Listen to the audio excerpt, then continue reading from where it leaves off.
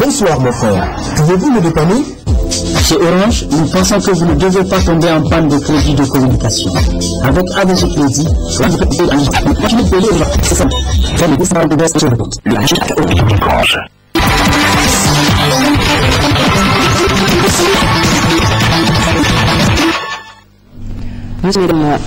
tout d'abord que le président de l'Assemblée nationale a dénommé ce jour, lundi 2013, à destination de Côte d'Ivoire, où il prendra part à la 39e session de l'Assemblée parlementaire de la francophonie. Il est accompagné du déplacement des députés Zakari Oumarou, Asmaou. 514 Nigériens, d'autres sont installés à Tchoukoudjani, Kablewa, Toumour, Difa et Tam.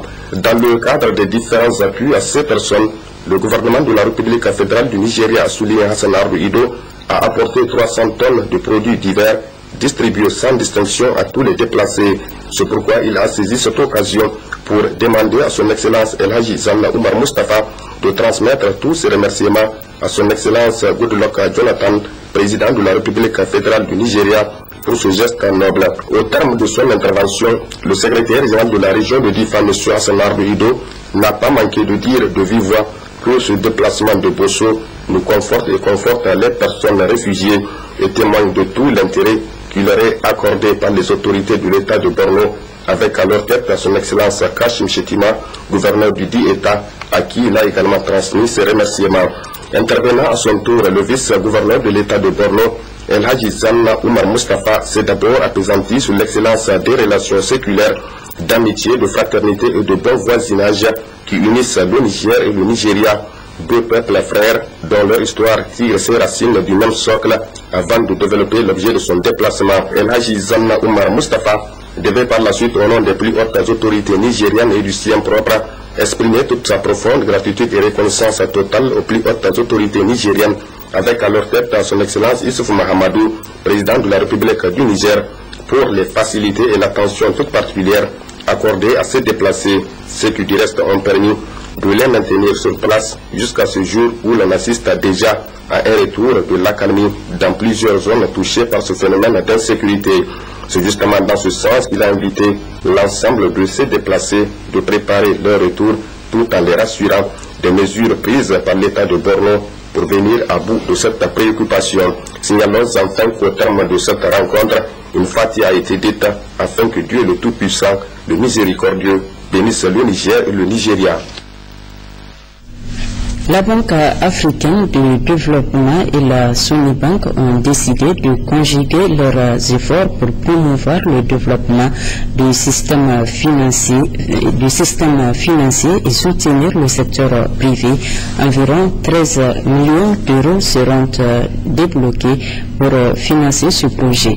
La convention a été signée ce matin entre les deux institutions. Bachir Rabo, Hamsatou Mohamed. À travers cet acte, la Société nigérienne des banques Sony-Bank et la Banque africaine de développement BAD viennent de signer un accord de prêt d'un montant de plus de 8 milliards de francs CFA. La Sony-Bank, qui s'inscrit parmi les grandes banques de l'espace UEMOA, compte répondre à travers cette convention de prêt aux besoins d'investissement de plus en plus croissants, et le secteur privé, qui constitue le moteur de la croissance de notre économie, sera le principal bénéficiaire. Dans le domaine du développement économique et social de notre pays, la banque y a fortement contribué grâce à des concours très importants à l'économie nationale, et nous sommes les alliés de la réussite de plusieurs entreprises et autres privées qui constituent de nos jours le fleuron de l'économie nigérienne. Notre gestion, basée sur la transparence, la prudence, le suivi, auquel s'ajoute l'aspect de toutes les recommandations issues des contrôles internes et externes, nous a valu la confiance de prestigieuses institutions financières, dont particulièrement la BEI, avec laquelle nous avons conclu 3 conventions de refinancement, et la BOAD, avec laquelle nous avons signé en décembre dernier la 2e convention de refinancement. L'intervention de la BAD est accompagnée d'un don qui servira à améliorer l'organisation de la banque pour qu'elle soit plus orientée vers le futur et à optimiser ses mécanismes et procédures de gestion. Cette cérémonie de signature de convention de financement est le résultat de la requête de la Sony-Bank adressée au guichet privé de la BAD. L'octroi de cette ligne de crédit permettra d'assister l'économie nigérienne pour un développement harmonieux. La cérémonie qui nous réunit ce jour, en cette occasion mémorable, pour la signature de l'accord de prêt de la ligne de crédit de 13 millions d'euros en faveur de la Sony Bank et la matérialisation du partenariat gagnant-gagnant que la haute direction du groupe de la Banque africaine de développement s'efforce de promouvoir pour le développement du système financier au service du secteur privé de ses pays membres régionaux. Notez que cette ligne de crédit à la Sony Bank est la première opération privée du portefeuille de la BAD au Niger depuis plusieurs années. L'analyse des contrats miniers et pétroliers au centre d'un atelier de formation qu'organise le réseau des organisations pour la transparence et l'analyse budgétaire ROTAB en partenariat avec Oxfam. Cet atelier vise à renforcer les capacités de différents acteurs en matière d'élaboration, d'analyse, de suivi et de mise en œuvre des contrats miniers et pétroliers. Taïro Hassan, Smaël Doda. La société civile a l'école de formation sur l'analyse des contrats miniers et pétroliers. À travers cet atelier, le réseau des organisations pour la transparence et l'analyse budgétaire, ROTAB, entend expliquer aux participants les différentes clauses contenues dans les contrats signés entre l'État et les compagnies exploitantes. Une situation qui, selon le ROTAB, reste toujours l'apanage des spécialistes. C'est pourquoi la connaissance des contenus des contrats par la société civile nigérienne s'avère importante compte tenu du rôle qu'elle joue afin de maîtriser les mécanismes de leur élaboration. Le présent atelier vise à renforcer les capacités des agents de l'État, des parlementaires, des membres de la société civile en matière d'élaboration, d'analyse et de suivi de la mise en œuvre des contrats miniers et pétroliers. Au niveau des organisations de la société civile particulièrement, la connaissance des contenus des contrats est un prérequis car si nous voulons jouer notre rôle de surveillance de l'application des conventions signées entre notre pays et les compagnies extractives, nous devons nécessairement maîtriser les mécanismes de leur élaboration. En vue donc de mieux outiller les participants, le ROTAB a fait appel à un expert international, un représentant de ses partenaires, Revenue Watch Institute, qui dans son discours s'est réjoui de l'accueil qui lui a été réservé. Ce fut ensuite le directeur des mines et de la géologie, représentant le ministre d'État, ministre des mines et du développement industriel, de saluer le ROTAB pour son initiative. Le menu de cet atelier est riche et correspond aux besoins et attentes de tous ceux qui, à un niveau quelconque, traitent des aspects légaux des contrats miniers et pétroliers. J'invite par conséquent les participants à suivre attentivement les exposés qui leur seront faits afin de bénéficier de l'expertise de M. Patrick Weller, conseiller juridique de l'organisation Revenue Watch Institute, qui a bien voulu consacrer une partie de son temps pour renforcer la capacité des acteurs nigériens en matière d'analyse juridique des contrats miniers et pétroliers, qu'ils trouvent ici toute notre reconnaissance. Pendant 3 jours, ces participants vont se familiariser à des sessions théoriques et pratiques au contenu général d'un contrat minier ou pétrolier, ce qui leur permettra d'être à mesure d'identifier et de comprendre le contenu d'une obligation fiscale, comment l'analyser et trouver des informations pertinentes pour son suivi de manière efficace. Point de presse de l'Association nigérienne pour le civisme et la croissance, point de presse relatif à la tenue le 17 août prochain de la première édition du prix national de l'excellence et du mérite.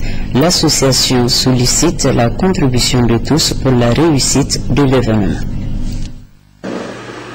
Au nom de tous les autres membres du comité, l'honneur nous revient à travers le présent point de presse de porter à la connaissance de l'opinion que l'Association nigérienne pour le civisme et la croissance ANDC a prévu d'organiser, Inch'Allah, le 17 août prochain, la première édition du prix national de l'excellence et du mérite sous la présidence d'honneur de la très sage et respectée ancienne présidente de la Cour constitutionnelle et du Conseil constitutionnel, Madame Salih Fatoumata Bazé.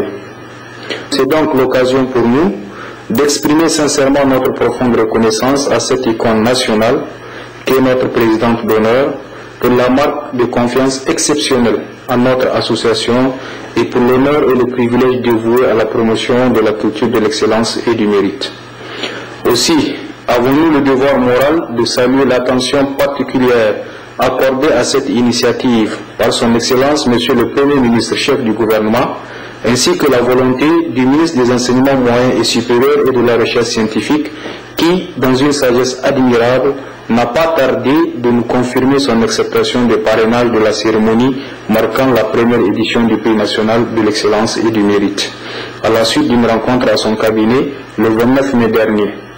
Enfin, nous remercions le syndicat national des enseignants-chercheurs SNEX par le biais de son secrétaire général pour la volonté affichée à une forte participation à un tel événement. Le Prix national de l'excellence et du mérite est un cadre exceptionnel plein de symboles et de valeurs pour encourager et récompenser les meilleurs bacheliers du Niger, toutes régions et toutes séries confondues des enseignements généraux, techniques et professionnels. La finalité de cette initiative est de créer les conditions de stimulation et de promotion de la culture de l'excellence et du mérite en milieu scolaire, afin de garantir à jamais au Niger un système éducatif performant et de haute qualité, basé fondamentalement sur le sens d'un état d'esprit perpétuellement compétitif des élèves, en dépit de toute contrainte dans le déroulement normal des cours et de la formation. Également, le Prix national de l'excellence et du mérite a pour vocation de garantir un traitement exceptionnel par les services compétents du ministère des Enseignements moyens et supérieurs et de la recherche scientifique à la hauteur du mérite de chacun dans l'attribution des bourses et des orientations pour de meilleures conditions de vie académique et sociale pendant les études supérieures au niveau des grandes universités et écoles professionnelles du monde. Enfin, le Prix national de l'excellence et du mérite se veut une grande opportunité de choix approprié de ressources humaines potentielles à former par des entreprises modernes et conséquentes.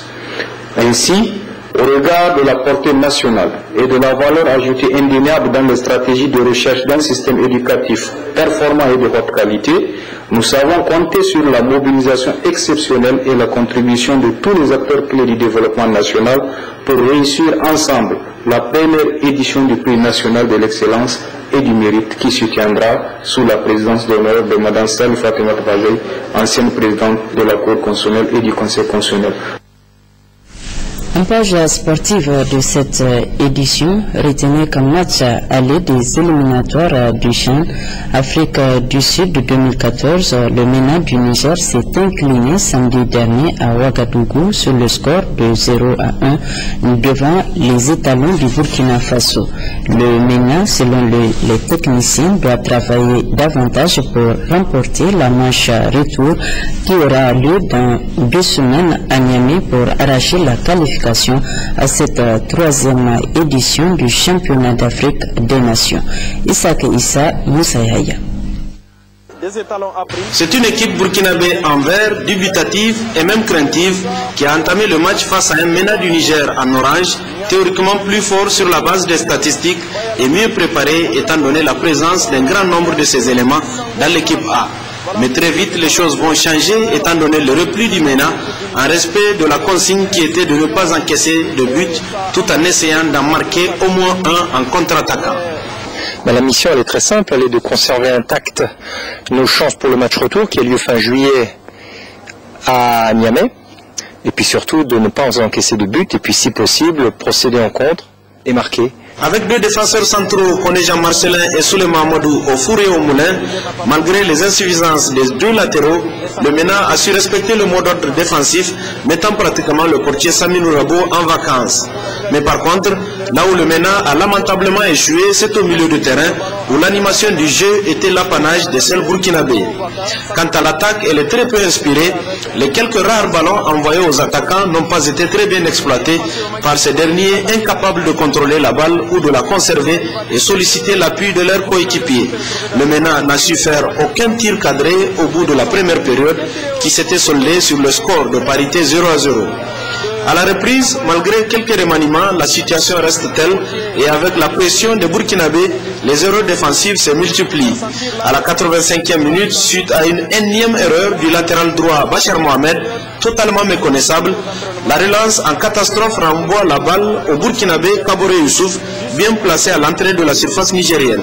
Celui-ci, d'une demi-volée imparable, place la balle dans la lucarne gauche de Saminou Rabo. À la 84e minute, c'est le jeune Kaboré Youssouf, d'une demi-volée du pied droit. Il a trouvé la lucarne de la cage gardée par Saminou Rabo. Et ce sont les étalons qui mènent par 1-0 à moins de 6 minutes de la fin du temps réglementaire. 1-0 en faveur des étalons du Burkina Faso, score qui resta intact malgré les derniers assauts du MENA. Cette victoire est la bienvenue parce que ça a été difficilement arraché et donc nous pensons que c'est vraiment positif. Donc c'est une bonne équipe qui était bien en place et qui était venue pour chercher un résultat. Ils étaient venus, ce n'était pas seulement de ne pas encaisser, mais ils étaient venus pour également marquer un but. Ça n'a pas été fait. Et nous pensons que l'équipe a gagné. On est déçus, moi je suis déçu, parce que pour eux, on a une extraordinaire, un don de soi, une abnégation.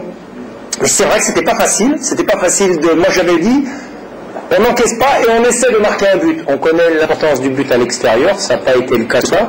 Mais je félicite pour l'investissement, réalisé chaque fois par ce petit manque d'attention, ce geste technique qui nous arrive trop souvent, il faut bien le constater. Le problème du MENA, que ce soit l'équipe A ou l'équipe des locaux, l'équipe A', il est simple. C'est qu'il nous faut trouver des gens pour marquer des buts. Des gens qui, à un moment, attaquant au milieu, qui vont faire un exploit, comme a pu le faire le joueur du Burkina, pour faire un geste technique qui va permettre de marquer. Et pour l'instant, on a du mal de ce côté-là. Alors on travaille, on a des jeunes joueurs, on fait tout pour les faire progresser, mais tant qu'on ne marque pas de but, on ne peut pas gagner. En attendant la match retour dans un peu moins de 3 semaines à Niamey, le MENA devra travailler dans le sens de retrouver de l'animation en milieu de terrain et surtout de l'adresse à l'attaque pour espérer une qualification au CHAN 2014 prévue en janvier en Afrique du Sud.